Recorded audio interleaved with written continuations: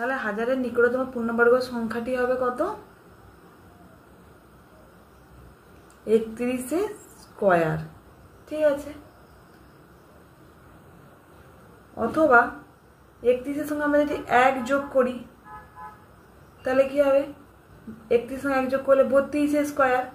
এখন তাহলে আমরা দেখে নেব 31 স্কয়ার, তাহলে 31 গুণ করলে কত হয়? তাহলে 31 স্কয়ার সমান কত না 31 গুণিতক 31। তাহলে 31 কত হবে গুণ করলে? 31 একে 30 এর 1 রইল 3, 31 3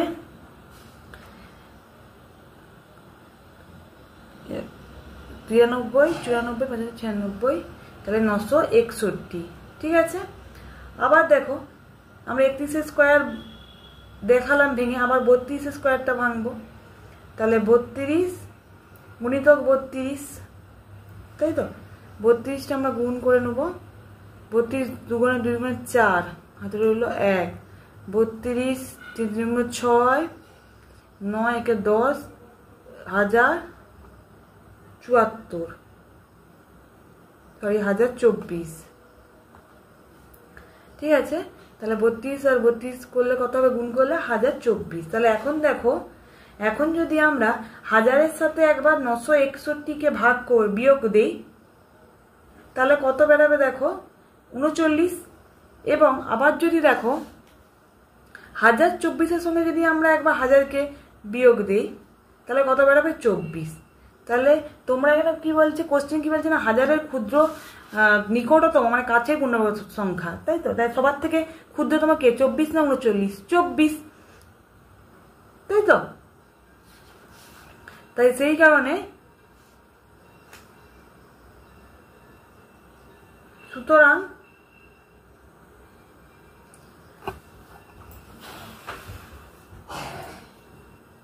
হাজারের নিকটতম পূর্ণবর্গ সংখ্যাটি হবে 1024। আশা করি তোমরা বুঝতে পারছো। দরকার হলে আমি আরেকবার বুঝিয়েছি। দেখো আমি প্রথমে হাজারকে বর্গমূল করেছি, ঠিক আছে? যেহেতু 31 স্কয়ার, হাজারের যেহেতু লাস্টে হচ্ছে ভাগশেষ আছে, তার মানে এটা কি পূর্ণবর্গ সংখ্যা নয়। তাহলে পূর্ণবর্গ করার জন্য কি করছি? 1 দিয়ে যোগ করছি। 1 দিয়ে যোগ করতে গিয়ে 32 স্কয়ার হয়েছে। আমরা এবার 31 স্কয়ারকে ভেঙে নিয়েছি। 31 গুণ 31 গুণ করে 961, এবার 32 স্কয়ারকেও ভাঙছি, তাহলে 1024 বেরিয়েছে। এবার হাজারের সঙ্গে 961কে একবার বিয়োগ করে দেখো 39 বেরিয়েছে। আবার 1024-এর সঙ্গে হাজারকে বিয়োগ করে 24 হয়েছে। সবার থেকে কে নিকটতম? কে কাছের ছোট কে মনে হচ্ছে? 24। তার মানে এই হচ্ছে 1024টাই হচ্ছে হাজারের সবচেয়ে নিকটতম। ঠিক আছে, তারপরে দেখো কি বলছে, 2-এর দাগে বলেছে 9585-কে কোন ক্ষুদ্রতম সংখ্যা বিয়োগ করলে বিয়োগফল একটি পূর্ণবর্গ সংখ্যা হবে। ঠিক আছে, তোমাদেরকে আমি বলে দিই 9585-কে ঠিক একইভাবে আমরা বর্গমূল করে নেব। 5 5 25, 6 6 36, 7 7 49, 8 8 64, 9 9 81, 9 9 81। তাহলে 4 9 ডবল কত? 18। 5-এ দেব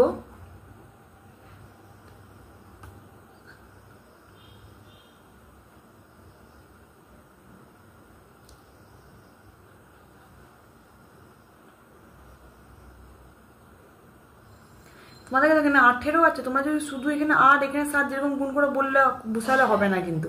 তোমরা ধরো 8-এর বর্গমূলে 8-এর না করেছে মানে কি 8 8 64, মানে 7 7-এ দিয়ে গুণ করতে তোমাকে দুটো সংখ্যা একই লিখতে হবে বর্গমূলের নামটায়।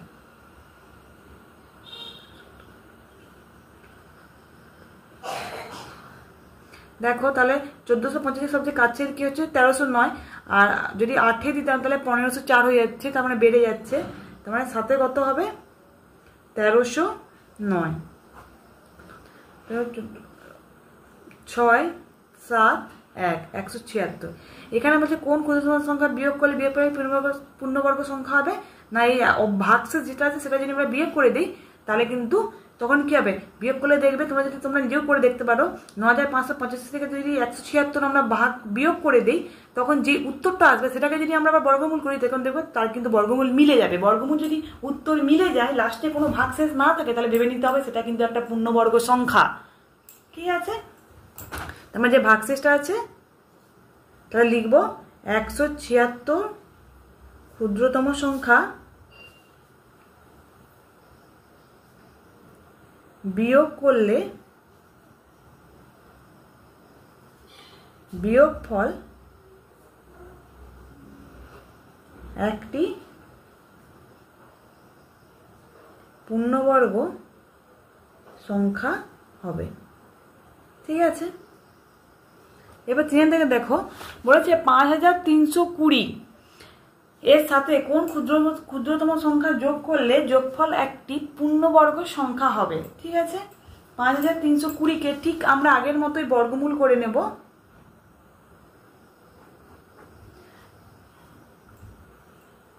5 5 25, 6 6 36, 7 7 49, 8 8 64, বেশি হয়ে যাচ্ছে, তাহলে 7 7 49, নয় 10 11 12 13, 6 20 নামিয়ে দেবো, 7 ডবল 14। ঠিক আছে,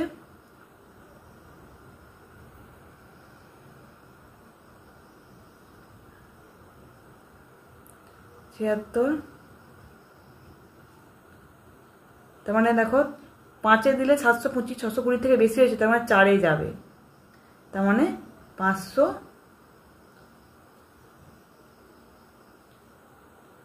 সরি না 12 13, 600 করা হয়ে গেছে, সরি 420 হবে। ঠিক আছে, তাহলে 3 নিয়ে দেখবো, 429 বেশি হয়ে যাচ্ছে, তার মানে 2-এ যাবে, এটা 2-এ গেলে কত হবে, 284, 6 3 136। ঠিক আছে, এবার দেখো যেহেতু ভাগশেষ আছে সেহেতু এটা পূর্ণবর্গ সংখ্যা নয়, তার মানে কি 72 প্লাস তার সঙ্গে 1 যোগ করলে কি হবে 73, তাই তো। এবার 73-এর বর্গ সমান কত, 73 স্কোয়ার সমান 73 গুণিতক 73, ঠিক আছে, সমান 5329।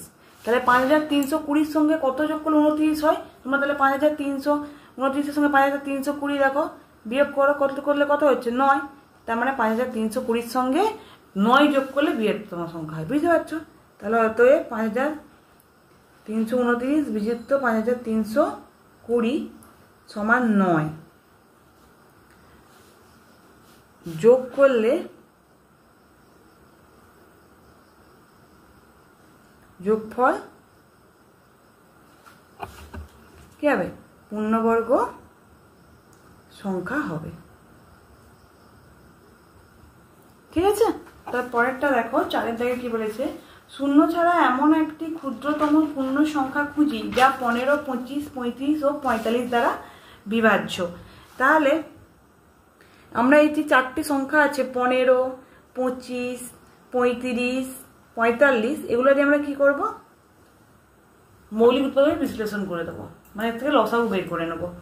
5 দিয়ে দেখো, 5 3 15, 5 5 25, 5 7 35, 5 9 45। ঠিক আছে, তাহলে নির্ণেয় লসাগু সমান দেখো 5 গুণিতক 3 গুণিতক 5 গুণিতক 7 গুণিতক 3, তাহলে দুটো 5 আছে, তাহলে একটা 5-এর স্কোয়ার লিখতে পারি, দুটো 3 আছে, একটা 3-এর স্কোয়ার লিখতে পারি, অতএব 7 আছে 7। বুঝতেই পারছো, তাই তো।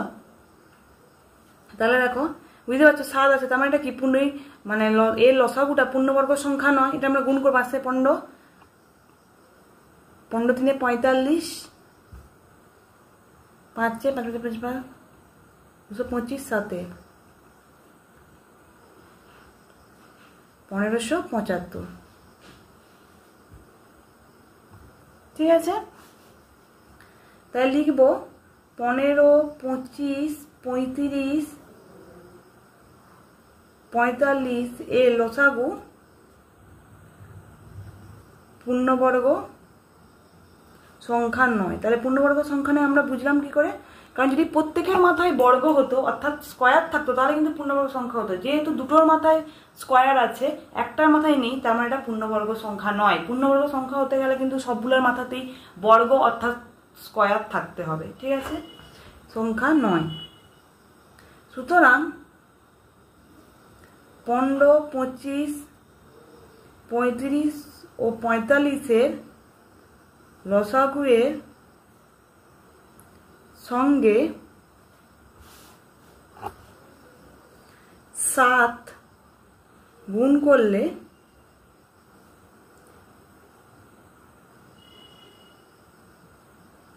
পূর্ণবর্গ সংখ্যা হবে। তাহলে অতএব কি বলছে এখানে? ক্ষুদ্রতম ধনাত্মক পূর্ণবর্গ সংখ্যা সমান কত? 1575। তার সঙ্গে 7 গুণ করবো, 7 5 35, 5 হাতে রইল 3, এখানে 52 52 2 হাতে রইল 5, 35 36 37 38 40 40 0 হাতে রইল 4। ঠিক আছে, এটা হচ্ছে উত্তর।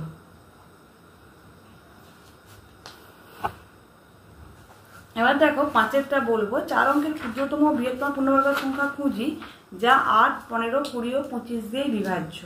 ঠিক আছে, ঠিক একইভাবে 8, 15, 20 আর 25-এর লসাগু বের করবো। 2 4 8, 2 10 20, 2 2 4, 2 5 10।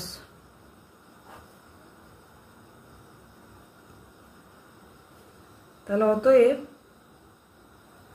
নির্ণেয় লসাগু সমান 2 গুণিতক 2 গুণিতক 5 গুণিতক 2 গুণিতক 3 গুণিতক 5।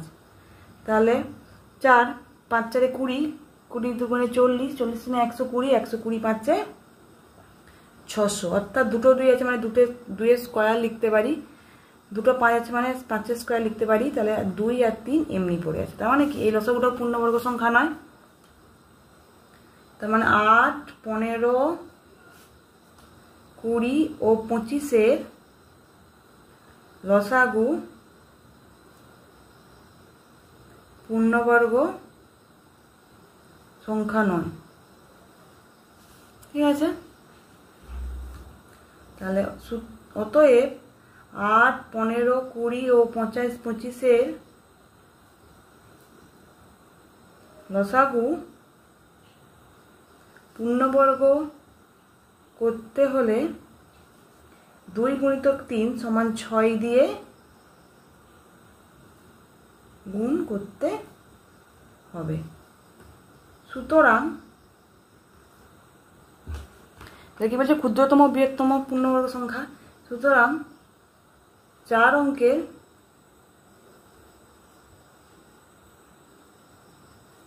ক্ষুদ্রতম পূর্ণবর্গ সংখ্যা সমান 600 গুণিতক 6 সমান 3600, যা 8, 15, 20 ও 25 দ্বারা বিভাজ্য। ঠিক আছে, এখন আবার 4 অঙ্কের বৃহত্তম পূর্ণবর্গ সংখ্যা আমাদের খুঁজতে হবে। তাহলে এখন 4 অঙ্কের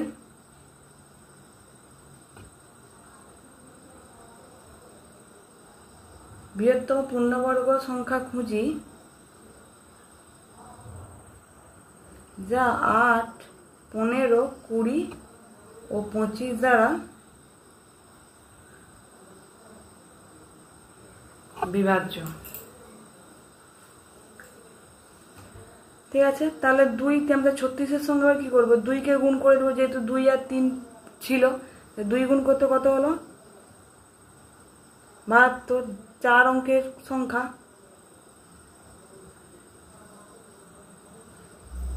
এবার 36-এর সঙ্গে একবার 3 গুণ করব। এটা দেখো 5 অঙ্কের সংখ্যা।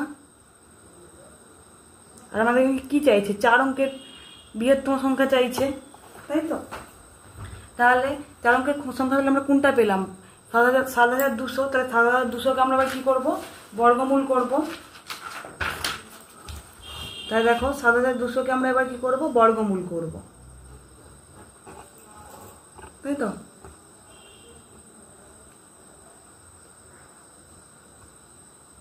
আটের ডবল 16, 4 যাবে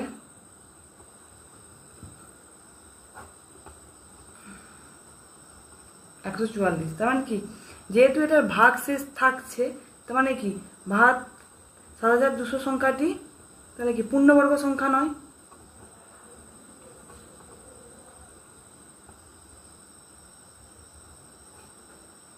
অর্থাৎ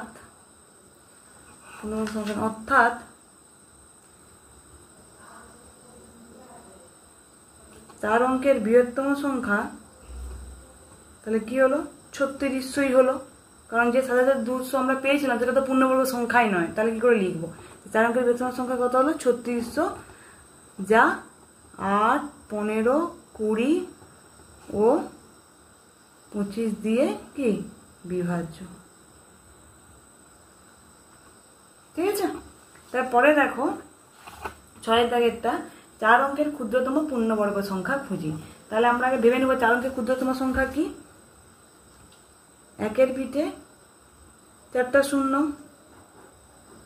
তাহলে 3 তিরিকে 9, 100, তাহলে 3-এর ডবল কত, 6, 1-এ যাবে, আগেও করেছিলাম এটা।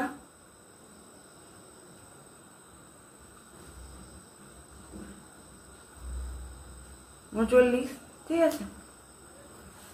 ক্ষুদ্রতম পূর্ণবর্গ সংখ্যা বলতে বের করতে বলছে। এখন তাহলে আমরা 31 স্কয়ার সমান 31 গুণিতক 31 সমান কত হবে, 961। আবার 32 যেহেতু পূর্ণবর্গ সংখ্যা নয়, তাই 31-এর সঙ্গে 1 যোগ করে আমরা 32 স্কয়ারও করতে পারি। তাহলে 32 গুণিতক 32 সমান কত, 1024। আমরা একটু আগে এটা বের করছিলাম।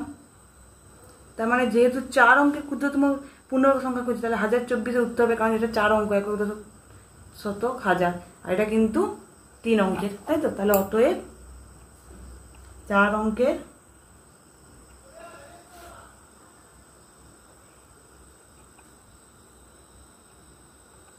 পূর্ণবর্গ সংখ্যা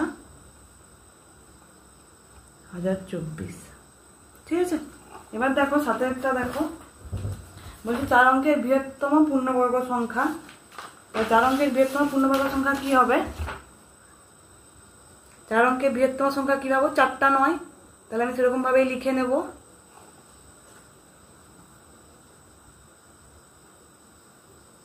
9-এর ডবল 18,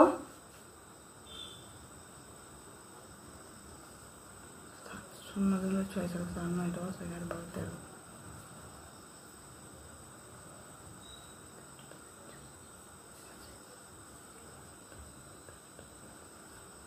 1701, 8 তো যেহেতু নেই, তাই 9 9 যাবে, 1701, 9 9, 199।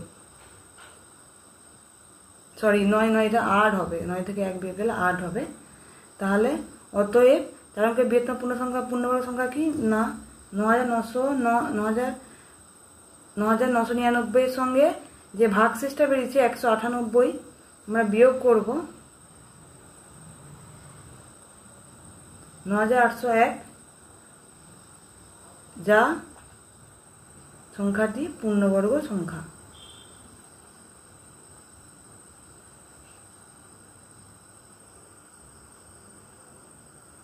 চার অঙ্কের বৃহত্তম পূর্ণবর্গ সংখ্যা। ঠিক আছে। তোমাদের যদি আমার এই চ্যানেলটা ভালো লেগে থাকে অবশ্যই লাইক, কমেন্ট আর বেশি বেশি করে শেয়ার করে দেবে। আমার ভিডিওগুলো আগে পাওয়ার জন্য অবশ্যই সাবস্ক্রাইব করে রাখবে। যদি কোনো অঙ্ক বুঝতে অসুবিধা হয় অবশ্যই আমাকে কমেন্ট করে জানাতে পারো, আমি আবার বুঝিয়ে বলবো। আমি পরের দিন কোষে দেখি 18.3-এ 8, 9, 10, 11, 12 এই অঙ্কগুলো সমাধান করে তোমাদের কাছে দেখাবো। ধন্যবাদ।